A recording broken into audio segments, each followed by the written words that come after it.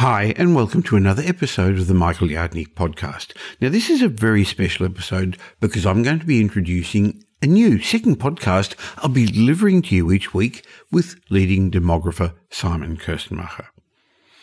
Over the last 4 years, Simon's been one of the most popular regular guests on this podcast, and because we both believe that demographics is going to be one of the main drivers of our property markets, businesses, economic growth moving forward, we're going to be publishing a separate podcast each week that we're calling Demographics Decoded, where we're going to unravel the trends that are going to shape the future of your investment decisions, business strategies, and organisational planning.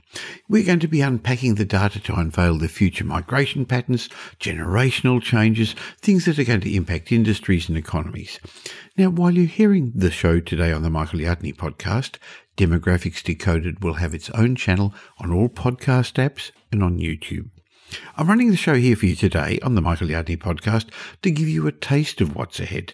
But please stop for a moment and look for Demographics Decoded on whichever podcast app you're currently listening to this show on, and subscribe to that show as well, so that once a week you're going to get the information from Simon and me and our guests.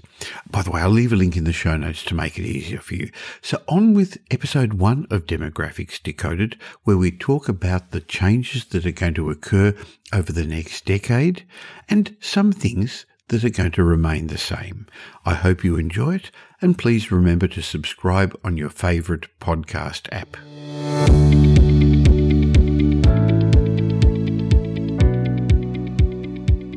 Hello, this is the Demographics Decoded podcast with me, demographer Simon Kuestenmacher.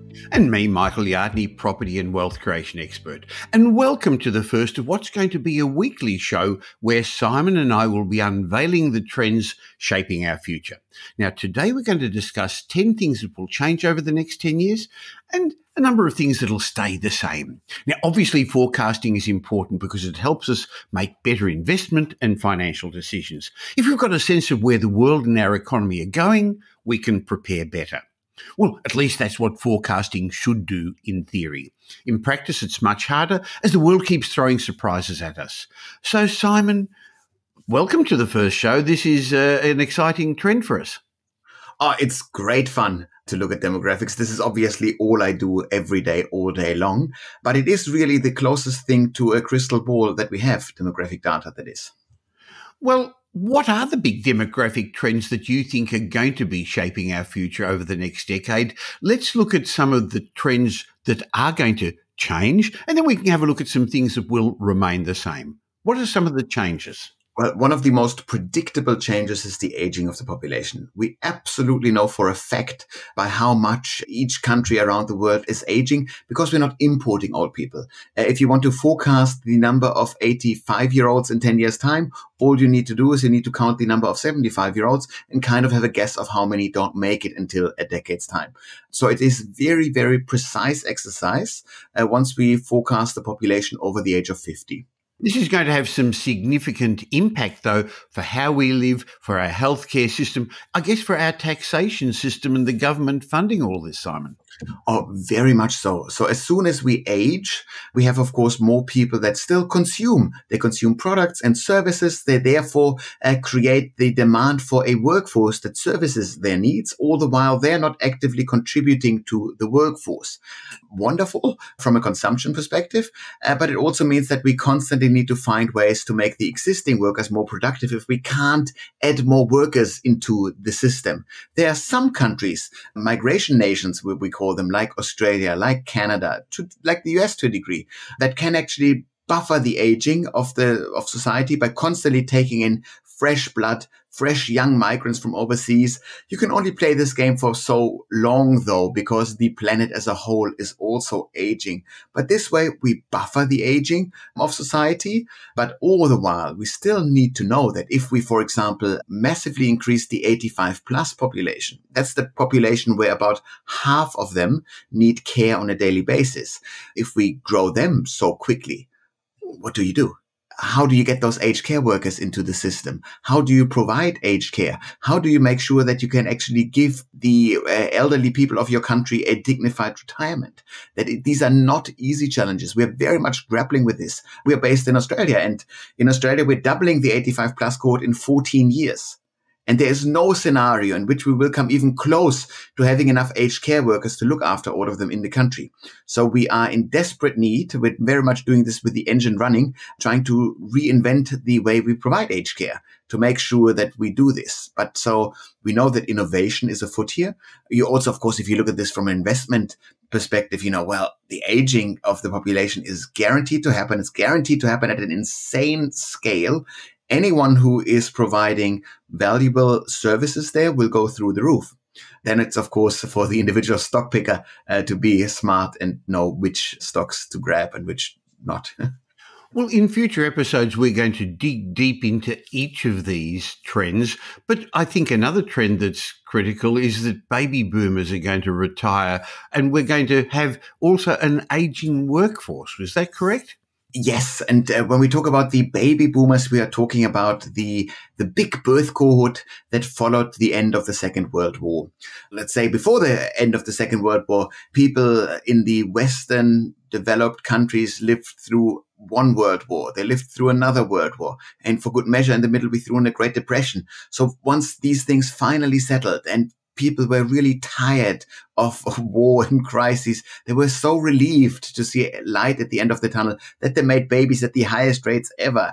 We had birth rates of 3.8, 3.9 women per kid. This is about, close to 3 times higher than we have at the moment. So massively high birth rates that created this big cohort of baby boomers, and this massive cohort as they moved through life. Baby boomers very much changed every stage of the life cycle they ever touched. So they were a very important part of the workforce, and now they are leaving. In about 5 to 6 years' time, even the youngest baby boomer will be officially of retirement age. So that means we lose the last generation that really cares about hierarchy in the workforce. So all the younger generations are allergic to hierarchy, if you will. That means you need to change your organizational structures. If your organization still looks like a hierarchical beast, you will find it very hard to please your Gen X, your Millennial, your Gen Z workers. So you do need to account for that. That, of course, also means that from a consumption perspective, the next 10 years are a golden decade of dipping into the baby boomer pool, because baby boomers are still too young to need aged care at scale. So you have them right now in the market as a cohort that is asset rich. They all own their own homes. They own the vast majority of cash savings. They benefit from the high interest rate environment that we find ourselves in at the moment. They will not stop spending. So you have a customer cohort that is rich in time, money, and energy. And if they were in strict lockdowns during the pandemic, they even feel a sense of urgency to spend it. It is a dream come true for a marketer. It's the best customer cohort that you could possibly dream up. After decades of spending, climbing the property ladder, accumulating assets, building careers, Simon, I've found that baby boomers are now prepared to pass on the torch. A hefty chunk of their wealth is going to go on to the next generation. Simon, I've read about it as the great wealth transfer, and it's estimated somewhere between $4 and maybe even $6 trillion is going to be passed on by 2034. It's a figure that's really hard to comprehend, but I think its impact is going to be undeniable, shaping our economy, our society, our housing markets, the financial landscape, even politics. And Simon, starting even earlier now, a lot of baby boomers are passing on their money with a warm hand, helping their kids and grandchildren into the property markets rather than leaving it with a cold hand when they pass away. Yeah, and that's probably the best way of managing a wealth transfer. Financial advisors would always tell you to transfer wealth while everyone is still alive. You have full control over your financial transactions. You can do this in more tax advantageous ways and so forth. So that was probably the smarter way. But it's also a bit awkward, isn't it? Because you talk to your beloved parents or to your kids, depending on who you are, about their own or your own mortality. So these are terribly awkward conversations that we tend to shy away from because we are deeply uncomfortable with the idea of our own death. And so overwhelmingly, the vast majority of these trillions of dollars that will be handed over from largely the baby boomer generation to the millennial generation, who are their kids, that will be done once the last parent dies. And that's mom. So we can just measure this because mom is 4 years younger than dad. She has 4 years longer life expectancy. So all we need to do in demographic data sets is count the number of baby boomer and older women. And we see year after year this declines. We could call them instances of baby boomer female deaths, but that's morbid. So we just call it intergenerational wealth transfer. It's much more cleaner. Well, this is such a big topic, Simon, that we've got it planned for one of the future episodes. The Demographics Decoded podcast, or this video, if you're watching us on YouTube, is going to be coming out each week. And it is going to have such a big impact. I really want to dig into this deeper with you. I think another trend is looking down the scale of age groups. The millennials, they're moving into family formation stage of their lives. So their accommodation needs are different. And they're also going to be having to take time out of the workforce to have their children. Exactly. It's very predictable. Each generation sooner or later enters the family formation stage. Millennials just happen to have done this a decade after their own parents. They are in their mid-30s when they make babies. Their parents were in their mid-20s when they made babies. And so now they can't live in their inner city hipster apartments anymore. Millennials, that is. So they look for family-sized homes. And those family-sized homes, they're not available in the inner suburbs. That's not the building stock that you built there. It's not available in suburbia because their beloved baby boomer parents are hogging the 3 and 4 bedroom homes as NIMBYs. So millennials move to the urban fringe. They even move to regional centers a bit away, but they always stay within this gravitational pull, a 2-hour drive time radius from the CBD. And that will shape the property landscape for sure. It's hyper predictable. So that's the positive stuff about the demographic crystal ball again here. Well, we're looking at 10 trends that are going to shape our future, not just the property market, but in the economy. And it's really important for anyone who's in business, anyone who runs a government organisation, anybody who's looking to plan what they should be doing in their profession and their career in the next 10 years. I think that's the theme of what we're trying to help in this podcast, Simon, to unveil the trends to help people in the future.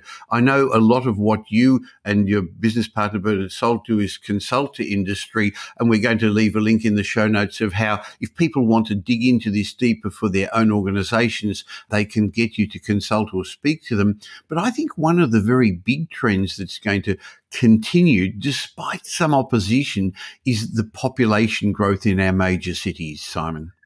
Yeah, I don't see a demise of cities coming. We'll continue to cluster our population. This is largely because we continue to cluster the jobs.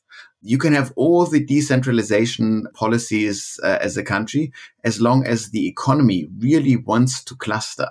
Meaning it is helpful for an economist being next to a consultant, being next to a engineer in the city center. We are a very interwoven, interconnected business model, economy. And so you want to cluster the jobs. This is helpful for the jobs and for the businesses.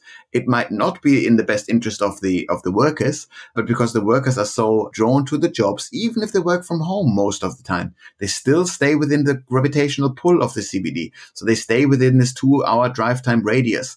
And so regional towns, of course, will also grow as long as they are within a 2-hour drive time radius of a big city. But overwhelmingly, the next decade will still be very much focused on the big 5 cities in Australia. Similar trends are happening all over the world, to be honest.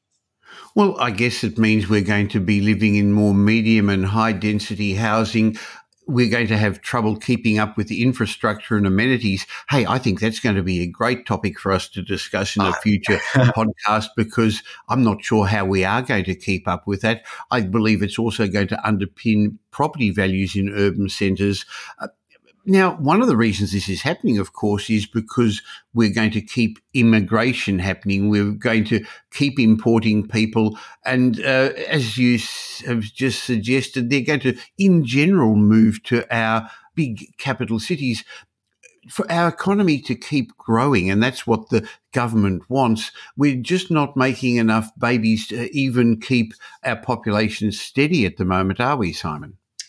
Yeah, at the moment, we still make enough babies, but this is only for the next 10 years because right now it is the time of this big fat millennial cohort to make babies. They make babies at super low rates, the lowest rates we recorded in Australian history, to be honest.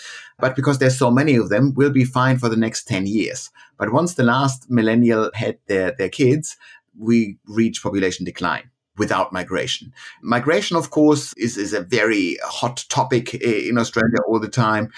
But I'm absolutely convinced that we will continue to operate a high migration scheme in Australia, simply because migration solves more problems than it creates. It's true, every migrant needs to be housed. It's true, we have not enough workers to build enough housing. But ultimately, migrants come in, roughly speaking, two sorts in Australia. They're international students. These are pure cash cows. Just economically speaking, it always sounds very inhumane if you talk about international students this way. But each international student pays $30,000 worth of student fees each year. They create $35,000 on top of this in consumption. So if you take an international student out, you and I as taxpayers, we need to make up that gap. But it's easy to say we'll cut down international migration. And people happen to do this, politicians, that is, if an election is nearing. It's quite comical how this is. But whatever you say beforehand, talk is cheap in politics.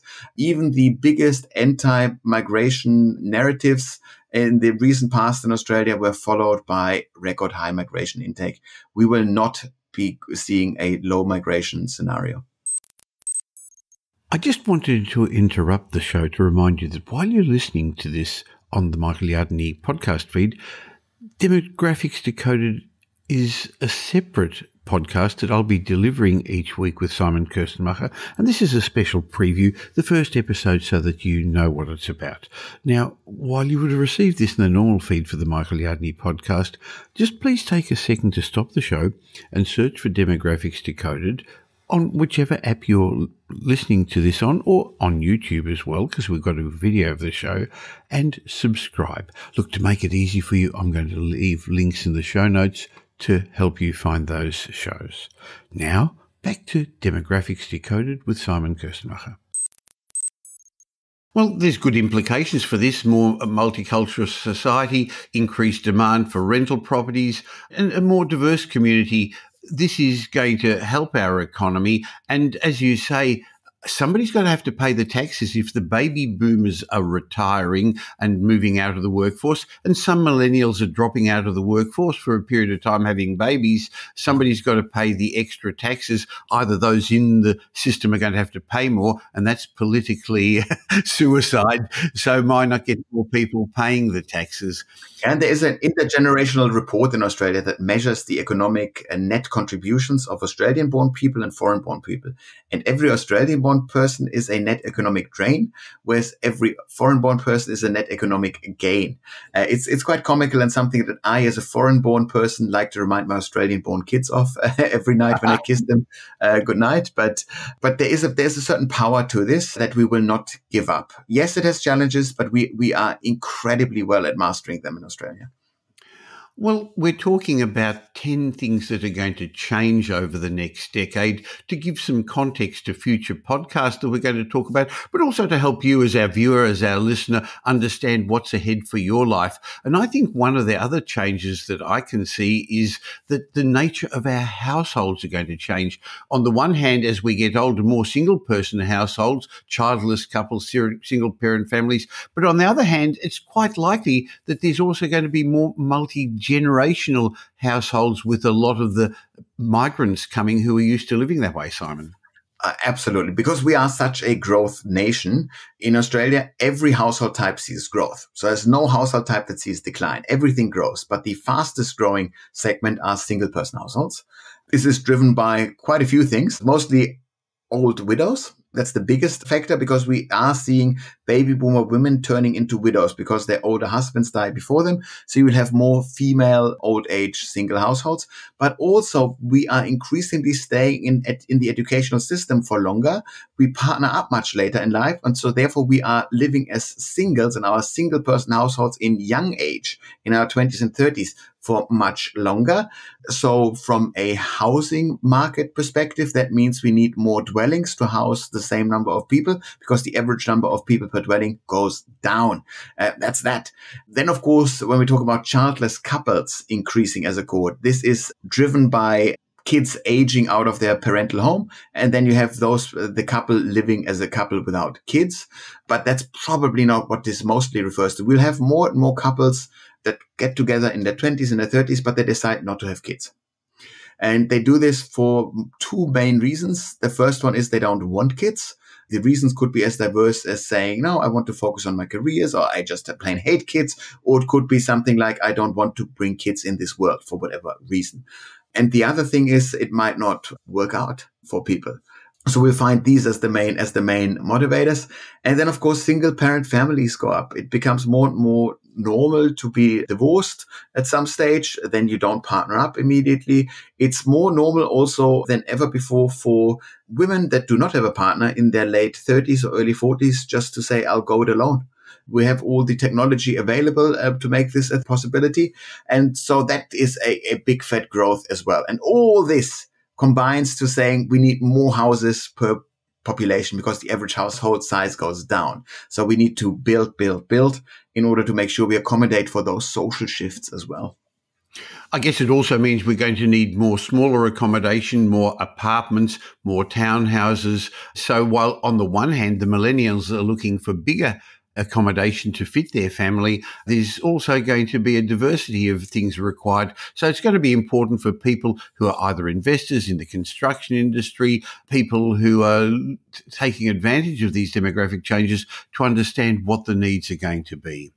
Now, Simon, you and I lived in Melbourne through COVID and got used to the issues of working from home. Now in this new world, it still seems, though, that a hybrid model of working, some of us working remotely or part-time, is going to be a change that's going to continue on over the next decade. Exactly. This is a case if the genie's out of the bottle, it's out of the bottle. It's just that simple.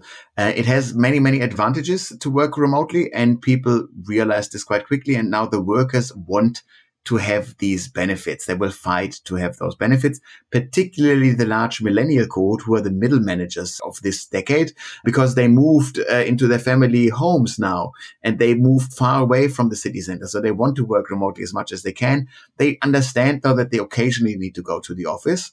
So the hybrid schedule is the way forward.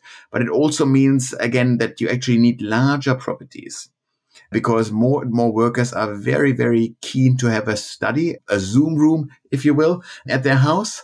So that changes property demands. So you have smaller households, but the house still needs to become bigger because you took functions that took place outside of the home into the home. And that work is the biggest factor here. During the pandemic, we exercised at home. We did all the shopping from home. So that was a bit more intense. But now it is mostly, yes, we still do online shopping at a higher rate than before. But more than anything, we work at home from a higher rate than ever before. That, in a sense, is helpful because it gave a bit of breathing space on much overused infrastructure. But overall, of course, the offices and in the CBD, they struggled a bit. But that's a short-term thing. The CBD will be fine in the long run as we continue to grow the population base. Well, home offices are going to become more important. Working on the kitchen table doesn't cut it anymore with cats walking past or kids coming past. I guess co-working spaces will become more desirable in the future too. Now, Simon, I know you write regularly for the New Daily, and that's not behind a paywall, so people can read your column every Saturday, and you write regularly for the Australian as well. And I read in one of your recent articles, you are concerned that we're going to be coming up with skills shortages, that's going to be one of the trends over the next decade. Absolutely. So the skills shortage that we have been seeing in the last couple of years was, of course, made worse by the pandemic. In Australia, the federal government told temporary visa holders to bugger off because they wouldn't get any financial assistance extended to them. So that created a gap of 300,000 people in the workforce. Many, many migration nations across the world saw the same picture. But the skills shortage is still here, and it will still be here throughout the next decade because it is baked into the demographic pie. That's just the magic of losing the biggest generation, the biggest birth cohort of baby boomers. They leave the world of work, move into retirement. They're of course allowed to retire. It's fine. They worked hard. But at the other end, we don't have a bigger cohort entering the world of work. We have a somewhat similar sized workforce entering, all the while these old folks still continue to consume services and goods. So we actually, in a practical sense, shrink the workforce that is available. All the while, we mentioned it before, we have millennials continue to make babies for the next 10, 13 years. So that means they go on parental leave. So the skills shortage is here to stay. That is, of course, a big fat sales pitch for all the fun buzzwords, AI, robotics, automation. This is what we will be heavily investing in to make sure that our existing worker bees are more productive and create more wealth. So very, very much expect that your job, whatever it is, will have a much more tech-heavy component to it, where you are utilizing the help of more machines or AIs, whatever your job is, in a more intense way to counter this crazy skills shortage.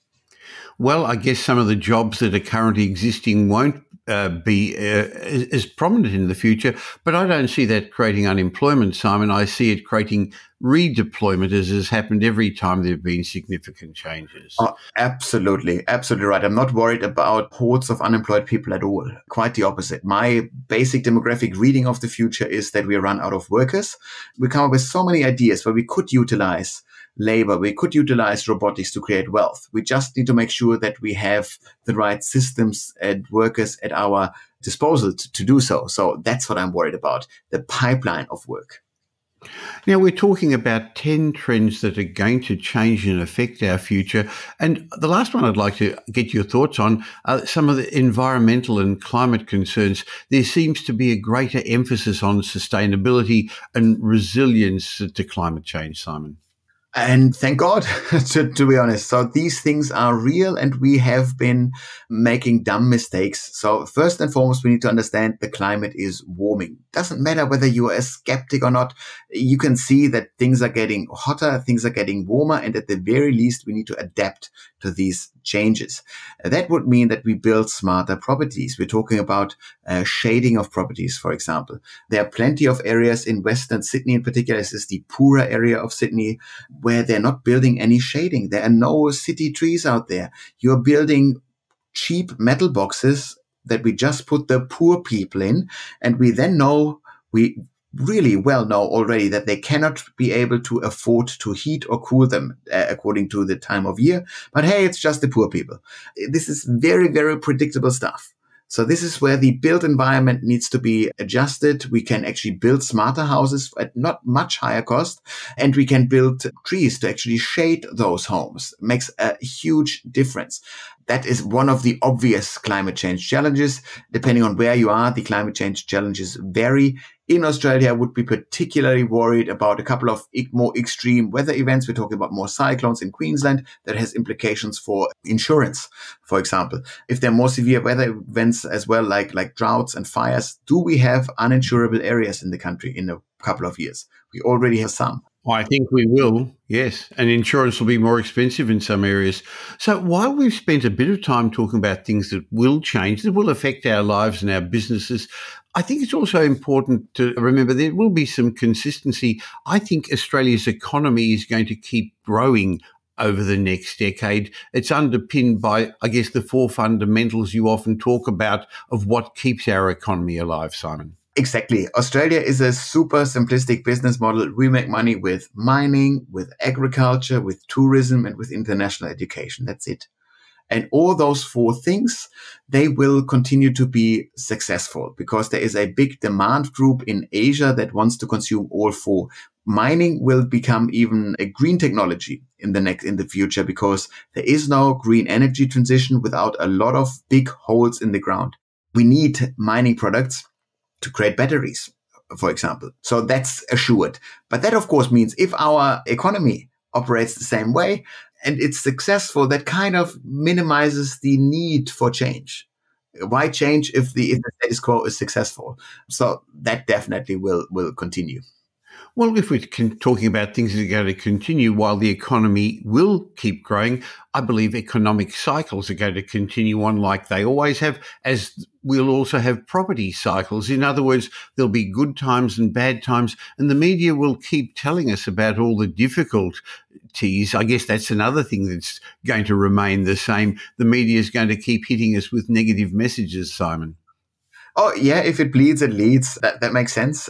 Which is funnily enough where podcasts and this is alternative media comes in. It's like we just focus to a random niche audience, if you will, that does not need to look for scandalous stories. And it's the role of the media to report on the stuff that is worth reportable in the instance. Well, it's not their job to educate us, is it, Simon?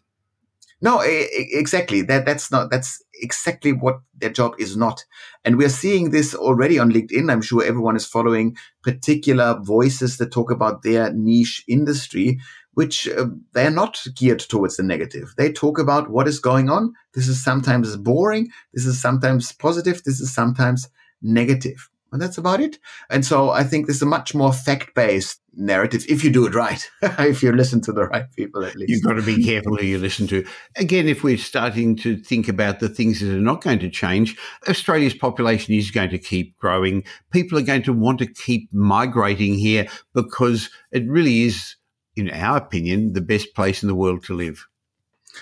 Yes, and this is the beauty of a migrant nation is that people are actually, they came here, they chose to come here. So they have a vested interest in making this a successful country. It's a very driven nation, migration nations tend to be, and we will continue this. This has the same predictable challenges that it always had, but we will continue to solve them.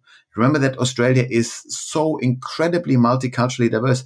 In Sydney and Melbourne, around 40% of the population was born overseas. This is crazy. We have nowhere near enough racist incidents considering how diverse we are. Those racist incidents, of course, do occur, but this does not make us a per se inherent racist country. It's just what happens when you throw 27 million people at each other.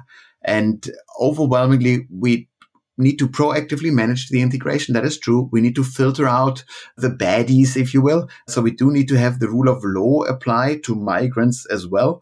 And, we can cancel visas whenever we want. We still have absolute sovereignty over our borders. That's a pretty cool thing that not many countries do have. I think this great population growth is also going to continue another trend that I've noticed over the years, and that's the congestion on our roads. Despite us not needing to get to the CBD as much, there's another million people or so coming into Australia in the next 3 years, and another million population growth in the 3 years after, another 3 million after that. And we seem to have almost as many cars as we have adult people, Simon. Yeah, so what we have is we have a country where infrastructure growth did not keep up with population growth. That means things got a bit more tight. And we have, I would estimate, an infrastructure backlog of about 2 decades in this country. Are we going to catch up on this anytime soon? Definitely not. So you're right, that will remain.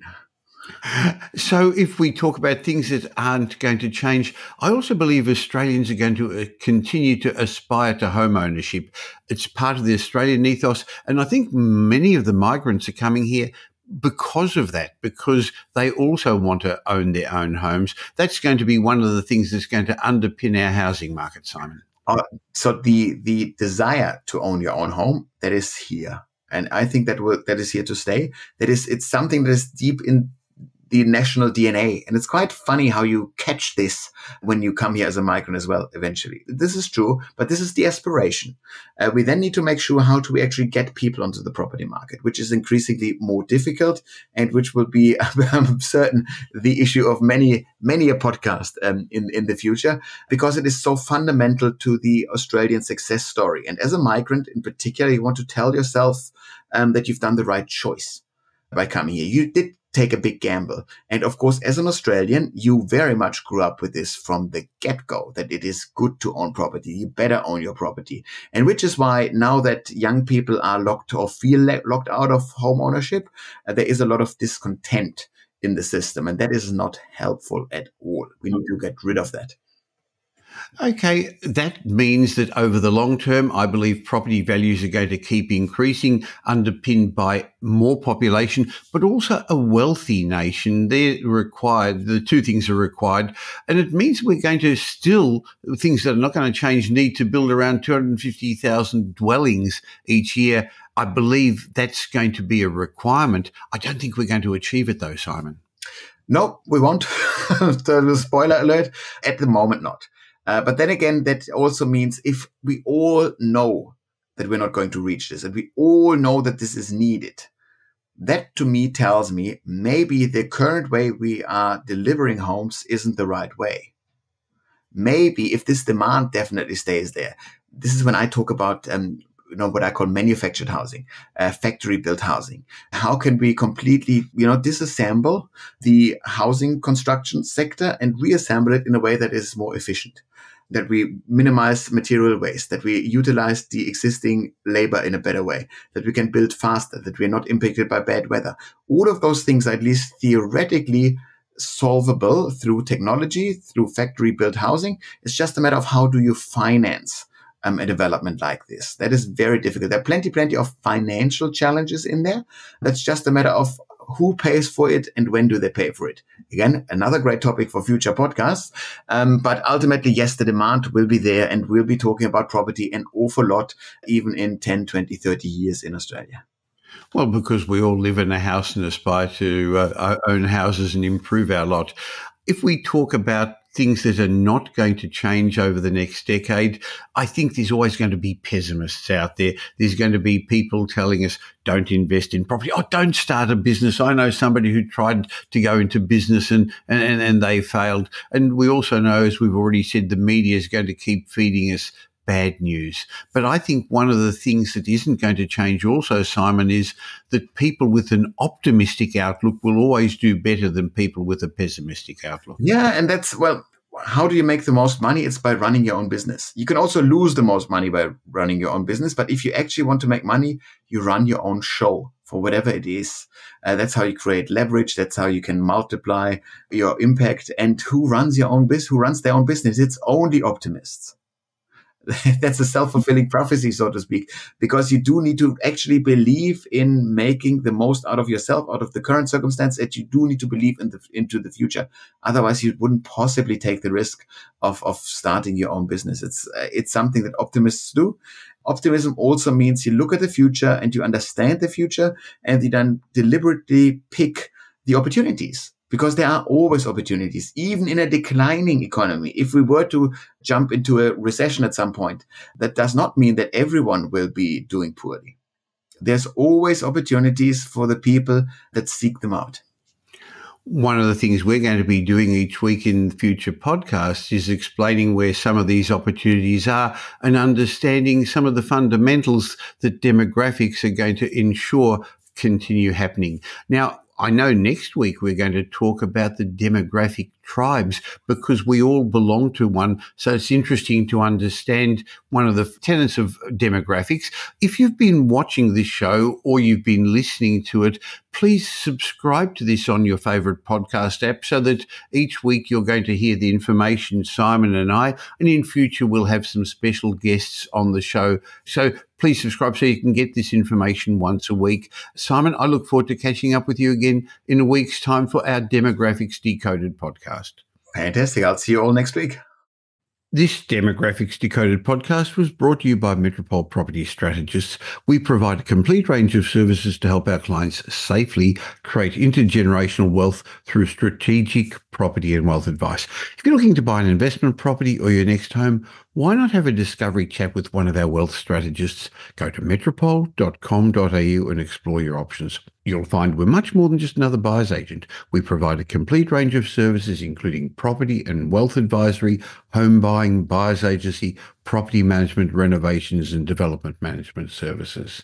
The team will help you with frameworks that I've fine-tuned over 5 decades and we've been helping clients with for over 25 years. We're big enough to tip the scales in your favour, but still small enough to care. You can follow me on social media, but I suggest you also follow Simon Kuestenmacher. You'll find him regularly posting on all the social media platforms. I'll include links in the show notes.